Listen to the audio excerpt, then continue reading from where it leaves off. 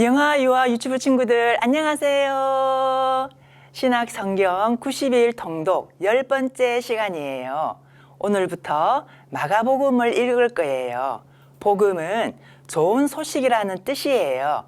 그래서 마가복음은 마태복음과 같이 우리에게 가장 좋은 소식인 예수님에 대해서 말하고 있어요.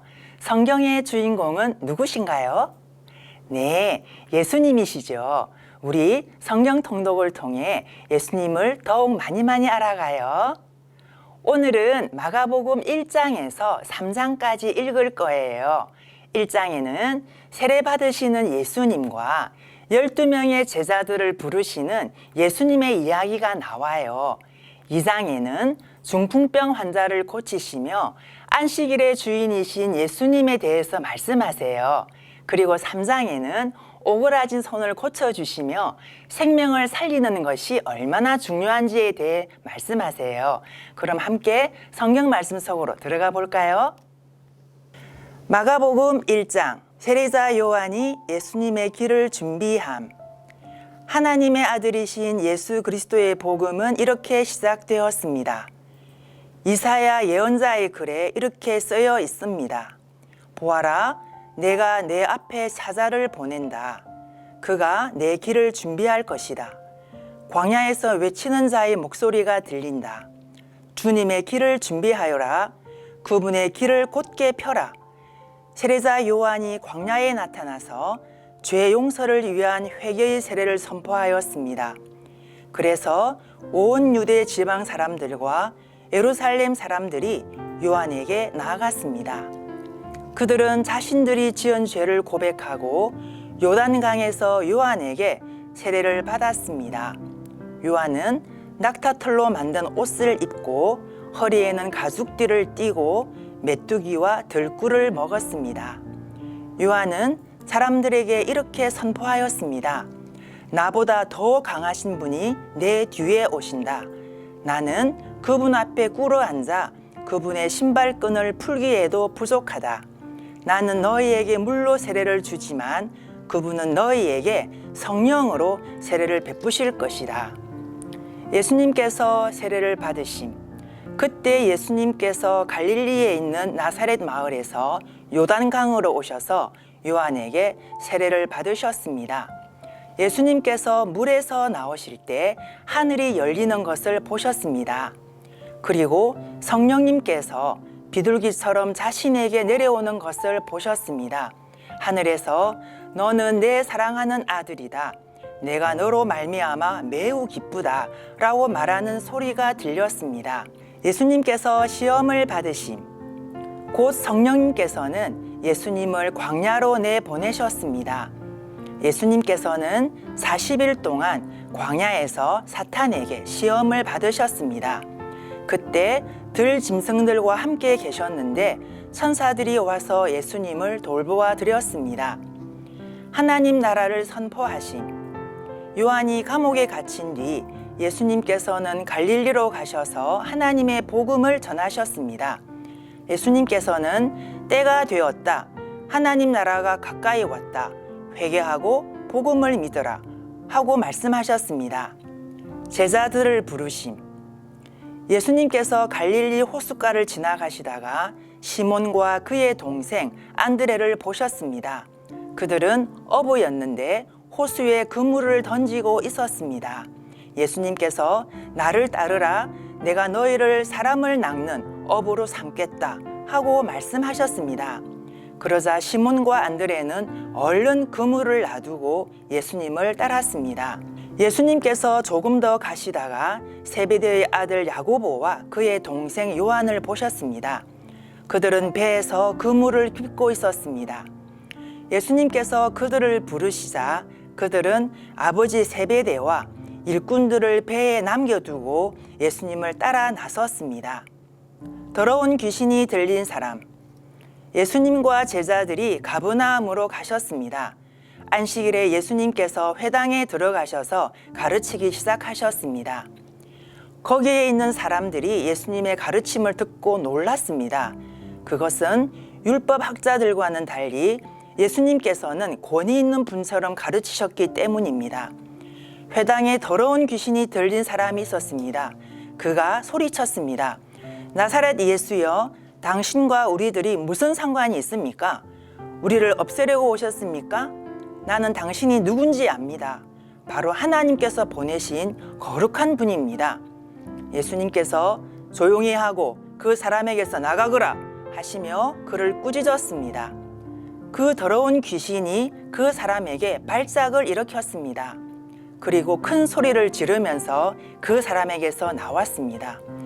사람들은 모두 놀라서 이게 어찌된 일이냐? 이것은 권위가 있는 새로운 교훈이다. 저 사람이 더러운 귀신에게 명령을 하니 그것들이 복종하는구나 하며 자기들끼리 서로 물었습니다. 그래서 예수님에 대한 소문이 갈릴리 모든 곳으로 빠르게 퍼져나갔습니다. 많은 사람들을 고치심. 예수님과 제자들이 회당에서 나온 뒤에 곧바로 야고보, 요한과 함께 시몬과 안드레의 집으로 갔습니다. 시몬의 장모가 열이 나서 누워 있었습니다. 사람들이 바로 이 사실을 예수님께 말씀드렸습니다. 예수님께서 시몬의 장모에게로 가서 손을 잡고 일으켜 세우셨습니다. 그러자 바로 열이 내렸습니다. 시몬의 장모는 예수님을 섬겼습니다. 그날 저녁 해가 지자 사람들이 모든 병든 사람과 귀신 들린 사람들을 예수님께 데리고 왔습니다. 온 마을 사람들이 문 앞에 모여들었습니다. 예수님께서는 온갖 환자들을 다 고쳐주셨습니다. 그리고 많은 귀신들을 내쫓으셨습니다.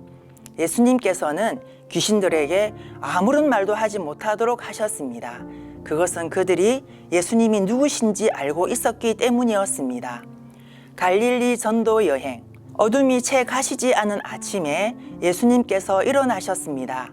그리고 조용한 곳으로 가셔서 기도하셨습니다.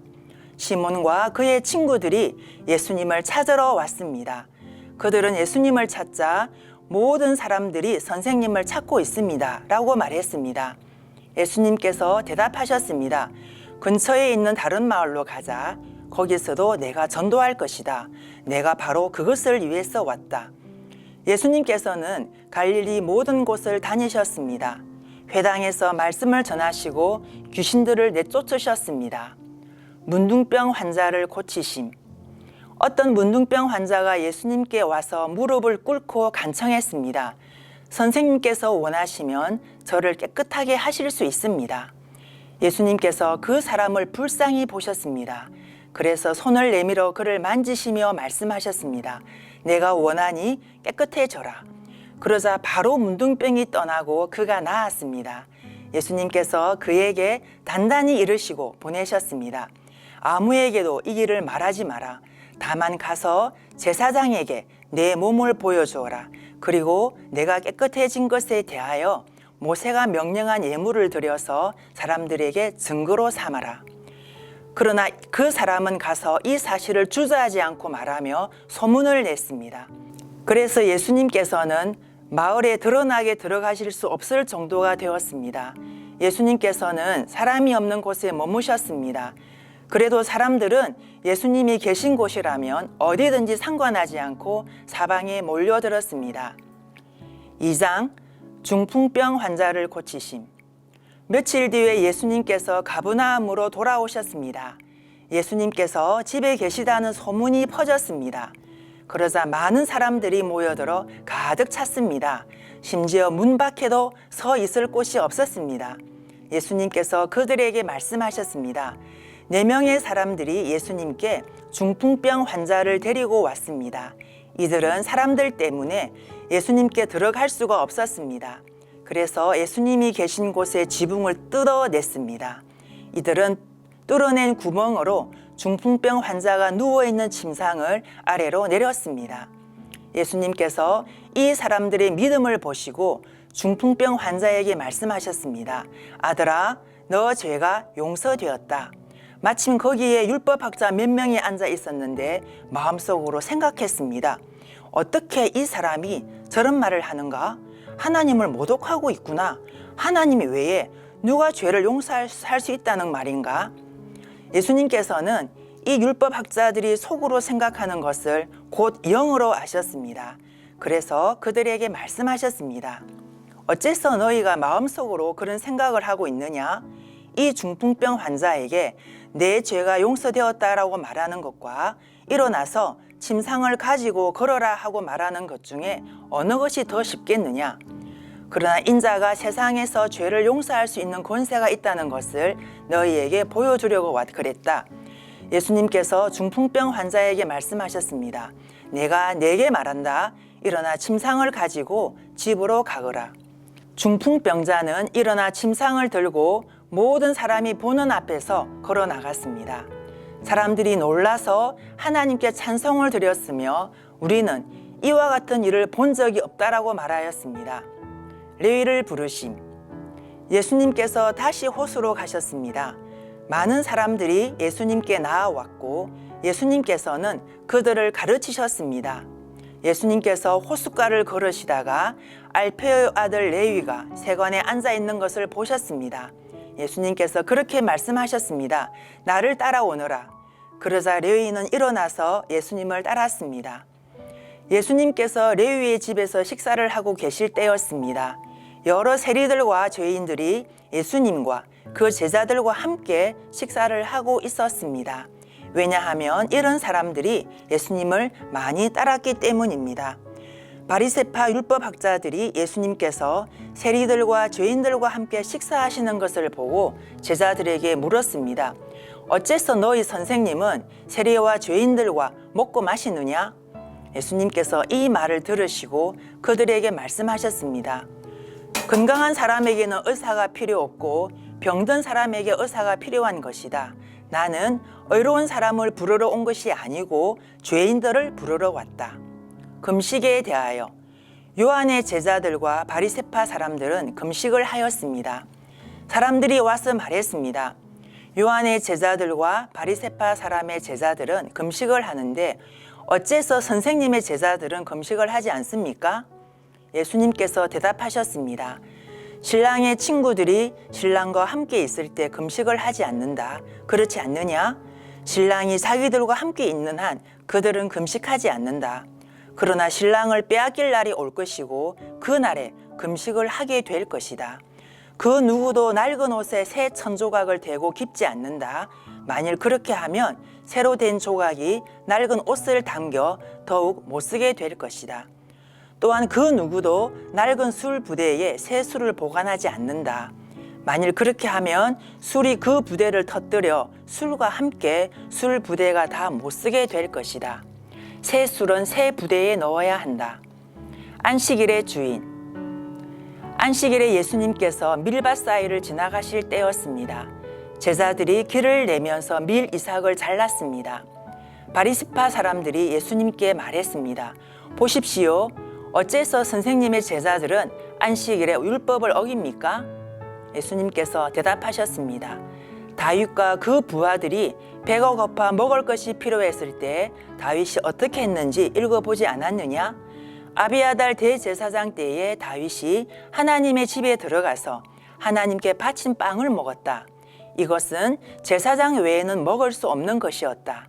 그러나 다윗은 그 빵을 자기와 함께 있던 사람들에게 주기까지 했다. 예수님께서 바리새파 사람들에게 말씀하셨습니다. 안식일은 사람을 위해 생긴 것이지 사람이 안식일을 위해 생긴 것이 아니다. 그러므로 인자가 안식일의 주인이다. 3장 손이 오그라진 사람을 고쳐주심. 예수님께서 회당에 들어가셨습니다. 거기에는 손이 오그라진 사람이 있었습니다. 사람들은 예수님을 고발하려고 예수님께서 안식일에 그 사람을 고쳐주시는지 지켜보고 있었습니다. 예수님께서 손이 오그라진 사람에게 말씀하셨습니다. 일어나서 나오너라. 그리고 그들에게 물으셨습니다. 안식일에 좋은 일을 하는 것이 옳으냐? 나쁜 일을 하는 것이 옳은 것이냐? 사람의 생명을 살리는 것이 옳으냐? 죽이는 것이 옳으냐? 그러자 사람들이 아무런 대답도 하지 못했습니다. 예수님께서 분노하시며 주위를 둘러보시고 사람들의 마음이 굳은 것을 아시고 슬퍼하셨습니다. 예수님께서 그 사람에게 말씀하셨습니다. 내 손을 펴보아라. 그 사람이 손을 내밀자 그 손이 나았습니다. 바리새파 사람들이 거기를 떠나 헤롯 땅 사람들과 함께 예수님을 죽일 계획을 세웠습니다. 많은 사람들이 예수님을 따름. 예수님께서 제자들과 함께 호수로 가셨습니다. 그러자 갈릴리에서 온 많은 사람들이 예수님을 따라왔습니다. 그리고 유대아와 예루살렘과 이두메와 요단강 건너편 두로와 시돈 지방에서도 많은 사람들이 예수님이 행하신 일에 대한 소문을 듣고 찾아왔습니다. 예수님께서는 몰려드는 사람들이 너무 많아 제자들에게 배를 준비하라고 말씀하셨습니다. 예수님께서 많은 사람들을 고쳐주신 까닭에 병에 걸린 사람들이 예수님을 만지려고 밀려들었던 것입니다. 더러운 귀신들은 예수님을 보기만 하면 앞에 엎드려서 당신은 하나님의 아들이십니다 라고 소리쳤습니다. 그러나 예수님께서는 귀신들이 예수님을 드러내지 못하도록 그들을 엄하게 꾸짖으셨습니다. 12명의 제자들을 뽑으심. 예수님께서 산 위에 올라가셔서 원하시는 몇몇 사람들을 부르셨습니다. 그러자 그들이 예수님께 올라왔습니다. 예수님께서 12사람을 세우시고 이들을 사도라고 부르셨습니다. 예수님께서는 그들과 함께 하시면서 그들로 하여금 나가서 말씀을 전하게 하셨습니다. 또한 귀신을 내쫓는 권세도 주셨습니다. 예수님께서 12사람을 세우셨는데 그들은 예수님께서 베드로라 하는 이름을 지어주신 시몬과 천둥의 아들들이란 뜻으로 예수님께서 보아느게라는 이름을 지어주신 세베대의 아들 야고보와 그의 동생 요한, 안드레, 빌립, 바돌로메, 마테, 도마, 알페오의 아들 야고보, 다데오, 열심당 출신의 시몬, 그리고 예수님을 배반한 가룟 출신의 유다입니다. 사람들이 예수님께 귀신이 들렸다고 말함. 예수님께서 집에 오시자 다시 많은 사람들이 모여들었습니다. 그래서 예수님과 제자들은 식사도 할 수 없을 지경까지 되었습니다. 예수님의 식구들이 예수가 정신이 나갔다고 말하는 소리를 듣고 그를 잡으러 왔습니다. 예루살렘에서 온 율법학자들은 이렇게 말했습니다. 예수가 바알세불이 들렸다. 예수는 귀신 들린 우두머리에 힘을 빌어서 귀신을 내쫓는다. 예수님께서 사람들을 불러 모으시고 비유로 말씀하셨습니다. 사탄이 어떻게 사탄을 내쫓을 수 있느냐? 만일 나라가 자기들끼리 나뉘어 싸우면 그 나라는 제대로 설 수 없다. 만일 한 집안이 자기들끼리 나뉘어 싸우면 그 가정은 제대로 설 수 없다. 만일 사탄이 자기들끼리 나뉘어 싸우려고 일어나면 스스로 망할 것이다. 먼저 힘센 사람을 묶어놓지 않으면 그 사람의 집에 들어가 그의 재산을 약탈할 수 없다. 묶어놓은 뒤에야 그 집을 약탈할 것이다. 내가 너희에게 진정으로 말하는데 사람들이 무슨 죄를 짓든지 어떤 비방을 하든지 그것은 모두 용서받을 수 있다. 그러나 성령님을 모독하는 죄는 결코 용서될 수 없다. 그것은 영원한 죄이다. 이 말씀을 하신 것은 율법학자들이 예수님께 더러운 귀신이 들렸다고 말했기 때문입니다. 예수님의 진정한 가족, 예수님의 어머니와 형제들이 도착했습니다. 그들은 밖에 서서 사람을 보내 예수님을 불렀습니다. 사람들이 예수님 주위에 앉아 있다가 예수님께 말했습니다. 보십시오. 선생님의 어머니와 형제들이 밖에서 선생님을 찾고 있습니다. 예수님께서 대답하셨습니다. 누가 나의 어머니이고 누가 나의 형제냐? 주위에 앉아 있는 사람들을 둘러보시며 말씀하셨습니다. 보아라, 내 어머니와 형제들이다. 누구든지 하나님의 뜻대로 행하는 사람이 나의 형제와 자매이며 또한 어머니이다. 친구들, 부모님과 함께 말씀을 잘 들었나요? 유아 유치부 친구들은 성경 말씀을 소리내어 따라 읽으면 더욱 좋아요. 오늘 함께 들은 말씀을 기억해요. 나를 구원하기 위해 이 땅에 오신 예수님을 생각하며 우리 친구들 내일 또 만나요. 안녕.